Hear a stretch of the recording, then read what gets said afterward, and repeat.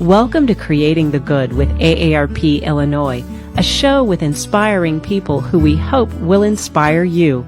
And now, your hosts, Bob Gallo and Rosanna Marquez. Hi, I'm Bob Gallo, State Director of AARP Illinois, and I'm here with my co-host, Rosanna Marquez, State President of AARP Illinois. We're excited to be here with you on our weekly radio show, Creating the Good with AARP Illinois. If you're hearing us for the first time, welcome. We're talking with some fascinating folks who are making a big difference in their local communities. And for this week, think about this. How do you pick up the pieces after an unspeakable tragedy and help yourself and others in the process? Today, we speak with a man who has an incredible story to tell. It's a story about a life that completely and suddenly takes a new direction and the clear vision he has of what his purpose is moving forward. His name is Shemuel Sanders. After losing his 22-year-old daughter to gun violence just this past summer, Shemuel started Shemuel's Outreach Center in Decatur, Illinois. Since June, he has helped 70 at-risk youth. He first did this by offering a 1-month paid landscaping project for young men to learn job skills and work with inspiring role models. Now that school is back in session, he is personally mentoring dozens of youth through e-learning, linking them up with tutors who are retired teachers and checking up on them during the week. And that's on top of his day job as a middle school security officer. It's a very compelling story. Yes, indeed, Rosanna. Shemuel, thank you very much for being here today on Creating the Good with AARP Illinois. You're welcome. Thank you for having me. Of course. I want to start by saying we're so sorry to hear about the loss of your daughter, Shemuel. Can you tell us a little bit about her, what she was like, and what she meant to your family?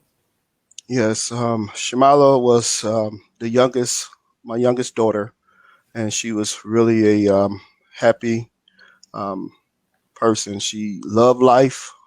She had two beautiful boys. One was at the time was 6 months. Is now 8 months. She loved sports. She played basketball. She was a really young lady that really loved life a lot. Thank you. And again, our condolences. We're so sorry for your family's loss. And can you help our listeners understand why you worry for youth in your community, what you're seeing and what is needed? Yes. One of the things that I know this community lack of is father. A lot of the youth don't have fathers, and we need to step up as fathers, and that's what I did with a lot of the youth here when this happened with my daughter, as well as what I do in the schools. So yeah, this just not having a father in their lives and all the violence that's going on in our community, I believe that's a big impact. No I'm good sure. leadership. Right. Well, it sounds like you're stepping up and filling some of that void. And, I know that one of your professions is in landscaping. And shortly after Shemuel's passing, you put together a landscaping mentorship program for young men in your community where they could learn that skill and have a good meal and hear from male role models in your community. Can you tell us why it was important for you to start this program and what it meant to the young men involved? It was important after my daughter, like I said, when she was shot and killed.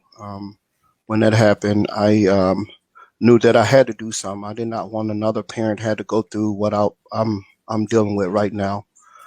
So we started this outreach with our landscaping. In the summertime, I usually do landscaping. That's when I'm off from the school for the summer break. So I started with 10 youth, and it just expanded so fast. We're trying to make a difference with one child at a time. And so, in getting community support for this program, what response did you get from the community, and how did you start fundraising for this program? Well, I started off just on some live media, just letting the media know what I was doing in this community. They seen what I was doing, and parents start calling me and seeing that I was making a difference with these youth, keeping them out of trouble. So the community came aboard. I asked for some sponsors and some donations, and they helped out tremendously. This community here, they came and just really stepped out and just really helped us out a lot. I like I said, I started with 10. I end up at the end with over 70 youth, paying them, you know, $100 a week. They work 2 hours a day. I had them for 4 hours. First 8 o'clock, they come in and we feed them breakfast because we knew that a lot of them didn't eat. So at about 9 o'clock, we'll go out in the field, cut some yards for a couple of hours, come back in, feed them lunch about 12, and we'll bring in speakers to try to speak life or just trying to make a difference one child at a time. And a lot of the youth I had is going through a lot at home, and we were just trying to make a difference. Yeah, what an amazing story, and what an impact I'm sure you're having, an influence on all of these young people. So now that students are back to e-learning, you focused your mentorship to school. How have students taken to learning online, and what resources are you providing them to help? So yeah, and that the reason why I knew it was so important to do something online is because a lot of the students was struggling online, so I knew I had to step out and do something with these youth because they was not doing any homework. So I said, hey, I have to get something started. So what we did, um, I spoke with a lot of the certified teachers, and they said, "Hey, we'll help out," because they seen a struggle in their classrooms with a lot of the youth that was in my program. So we started this e-learning after school program to try to get them on the right track. Yeah, and I know that it takes a lot of courage and heart to tell this story, and that it hurts Yeah. Stephen to keep saying it. But the other thing that you're doing here is by telling your story, and what we hope to help have happen is not only for those to hear what you're doing and try to help you in your work, but also that there's so much need out there in so many places across the state and the country, and by you stepping up and sharing what you've been able to do in spite of the loss that nobody would ever wish on anyone is hopefully going to get other people to help as well. Yeah. Tell me, we didn't ask you to share any stories about any of the individual young men that you've been helping, but can you tell us about, one of the young men that you've helped and what the program has meant to him? Yes, so I have a few of them. One young man, he called me every day now. He, he's more respectful at home. It helped him out to know that there's another way. They want to work, and they really love working, and it helped him, in his homework. He's sitting down now, want to listen. And four things that I did teach the youth while I had them for the little months I from with them in the work program is first, you have to respect yourself. That was the biggest thing that I try to teach them. Respect yourself. That will take you so far. The second thing I told them, to respect your parents. You respect your parents, and it'll take you, like I said, a long way. Third thing is respect the law. I don't care how you feel, how you think. It's not right. One things that I know for a fact, if you respect it, you can live to tell someone that you was treated wrong. So I tell them that you have to respect the law regardless how you feel about it. At least you can go and tell somebody so you can try to make a change. The fourth thing I tell them is respect your elders, respect your teachers, and you do those four things, respect, it will make your life totally different. You know, it will be a different aspect in your life. You will get respect if you give respect. So I teach them that. Thank you. Yeah. It's something that a lot of adults could relearn as well. Yeah. That's really true. Yeah. And a lot of the youth, they they want to come back. They want me to keep going with the work. So the fall coming, what we doing now is leaves are falling everywhere. So I told them that you know, I want to keep it going, and I'm looking for donations, sponsors, so I can keep it going. Like I say, right now I have 60 youth. Only reason why 60 or 70 youth. Only reason why is because I had to put a stop until I can keep, you know, donations coming in. I did not want to get too many where with the work program where I couldn't be able to make sure that they get the incentive pay. But yeah, I want to keep going with them because they love working, they love being out there. And one of the things I really believe these youth now, the technology that they got now, they more advanced than we was when we was at 13, 12, 13 Mhm. years old. For So sure. I just believe we need to teach these youth what work ethics are really about at a young age. Not wait until they 16. We need to teach them now so they'll know that this is so important. You have to work to eat, and I believe that that will take them a long way. Yes. Yeah.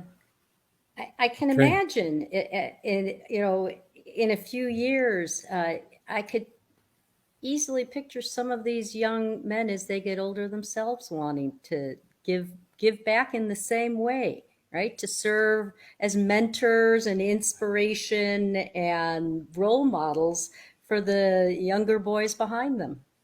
Oh yes, and that's the thing.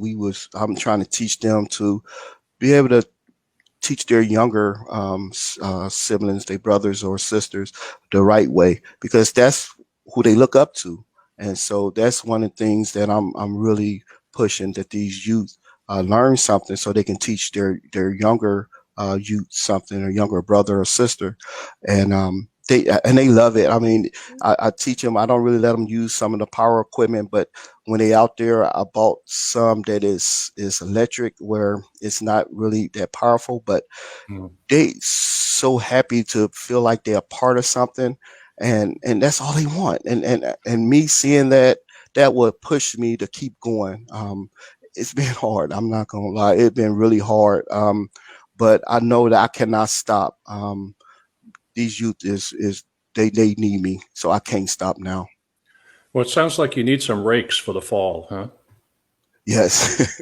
So Yes. that's right. So Yeah. listeners, rakes, donations, uh, you know, this wonderful program could use some help here. So Yes.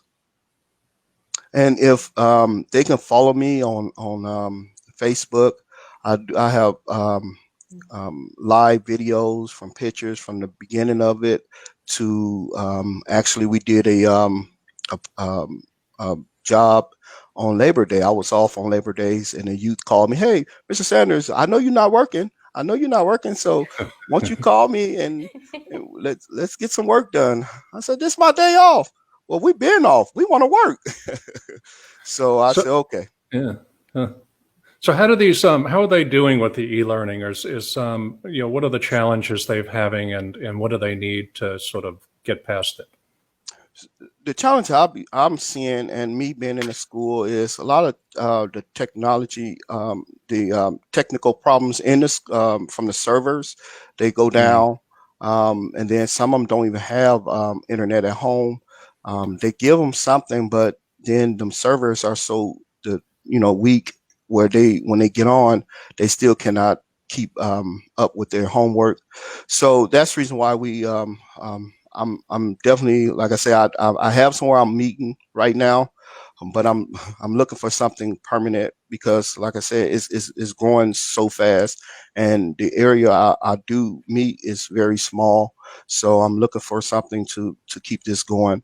But that's one of the things that are very difficult with the youth today is they don't have internet, and the problems, and I guess with the servers are the biggest issues right now. Mm. And another thing is one teacher, and you may have 20 youth in one class online. So to get the attention to one student that is struggling, it's really hard for that teacher to really focus on that one student when she only Right. have so much time to get her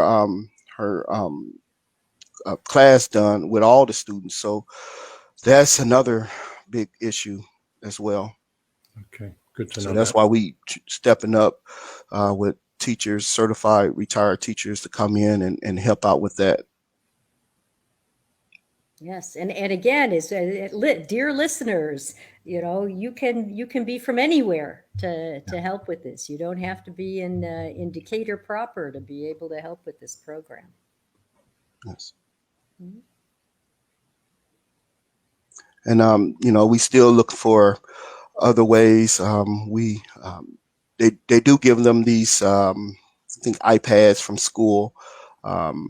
We like I said, we got internet, but they give them some of them that don't have internet at home. They come there, and I only have limited time that I can be in this building. So, like I said, this is one of the biggest challenge is getting a building for these youth, so I can grow. I can see myself reaching over 1,000 youth, and I started off with 10. I'm already at 70, and it's steady. It's expanding. Parents calling me every day, and so it's gonna expand quick. And I need somewhere to do my outreach.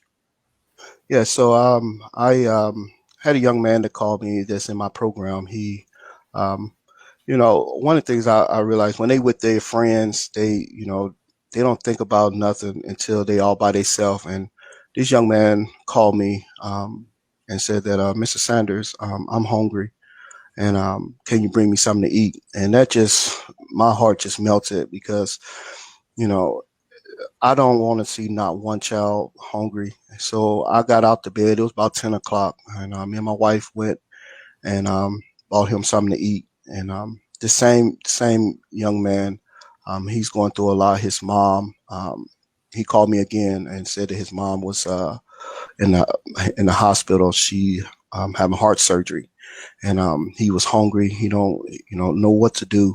So I got up out of my bed. I went and I sat with him and just talked to him and prayed with him, and you know, bought him something to eat. And his mom did pull through. But that's, like I say, I don't just do the work program or the e-learning. I listen to these youth. I care, and I try to help out which way I can. Mhm.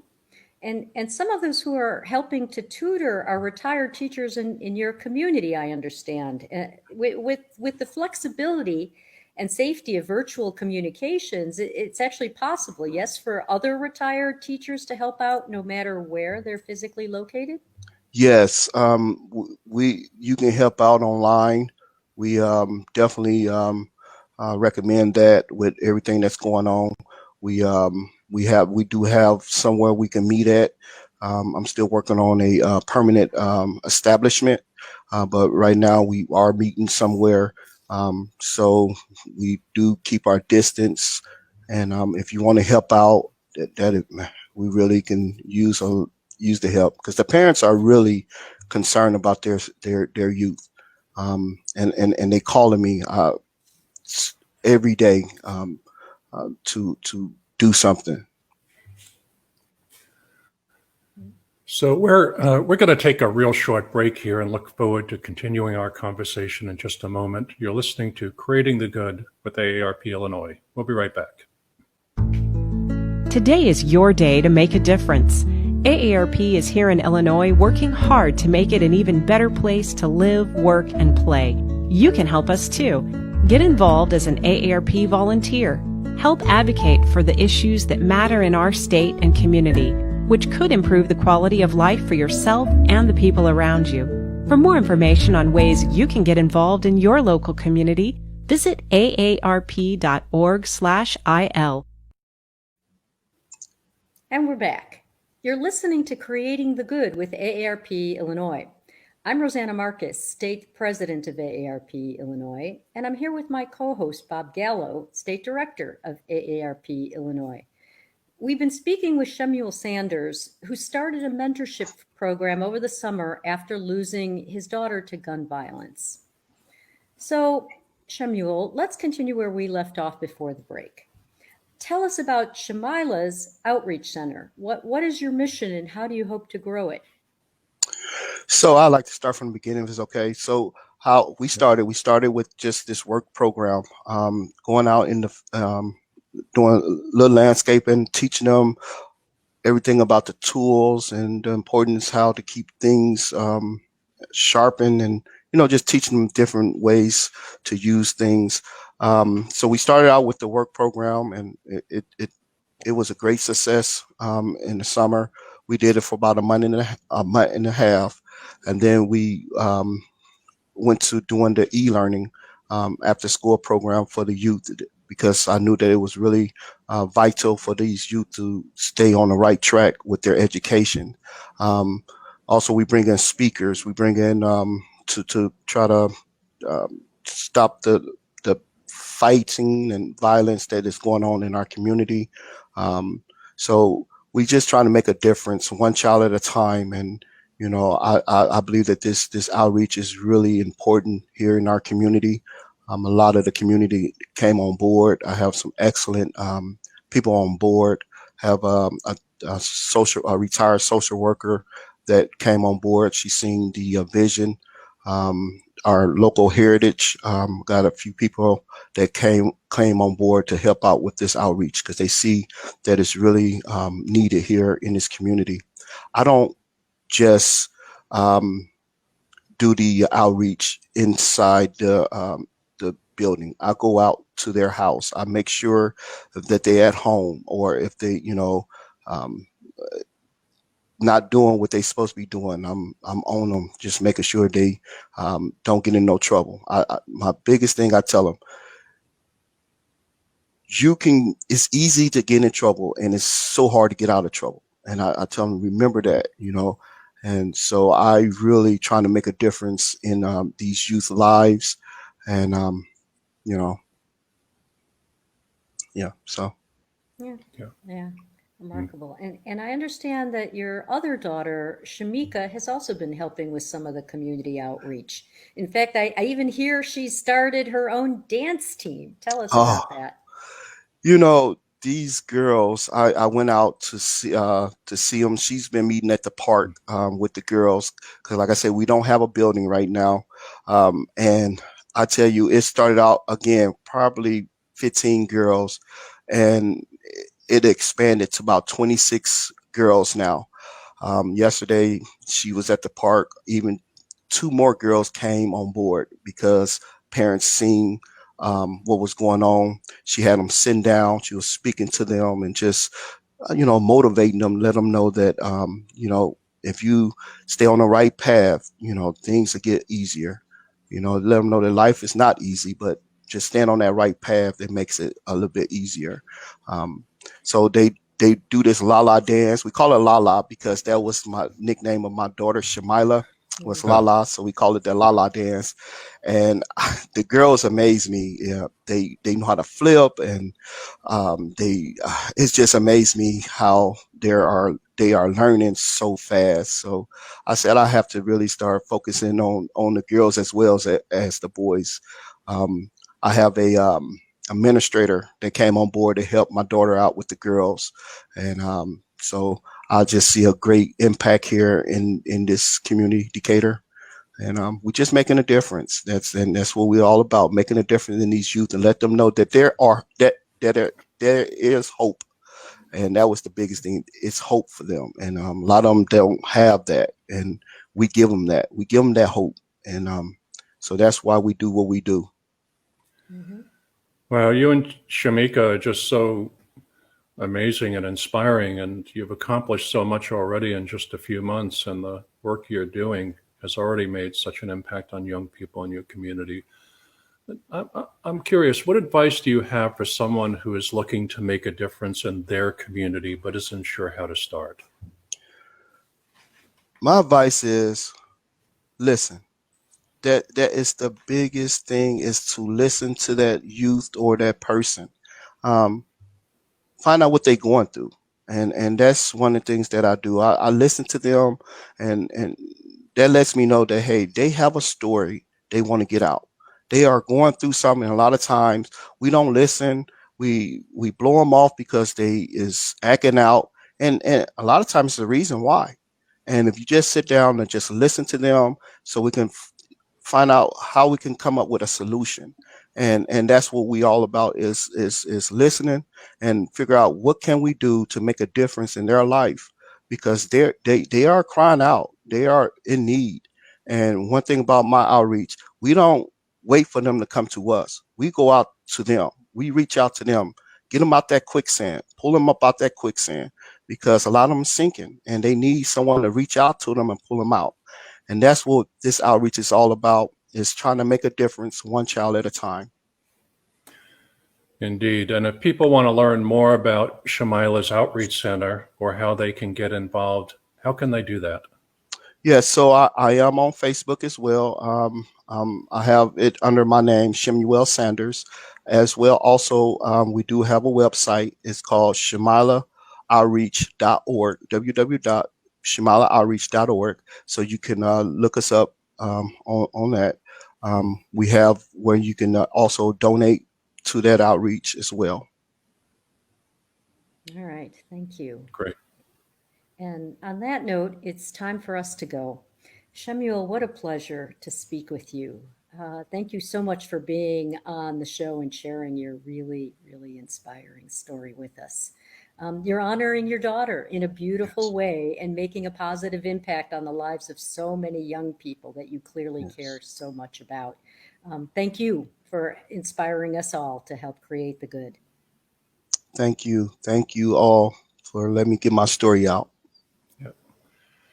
That was Shemuel Sanders, who started Shemila's Outreach Center to help at-risk youth in his hometown of Decatur, Illinois. Thank you so much for being here with us today. And to our listeners, thank you for tuning in to Creating the Good with AARP Illinois, a new show where every week we'll talk with those who are making a difference in their community. Indeed, Rosanna, and we look forward to being with you next week. For more information on ways you too can get involved in your local community, visit createthegood.org, or to learn more, visit aarp.org/IL.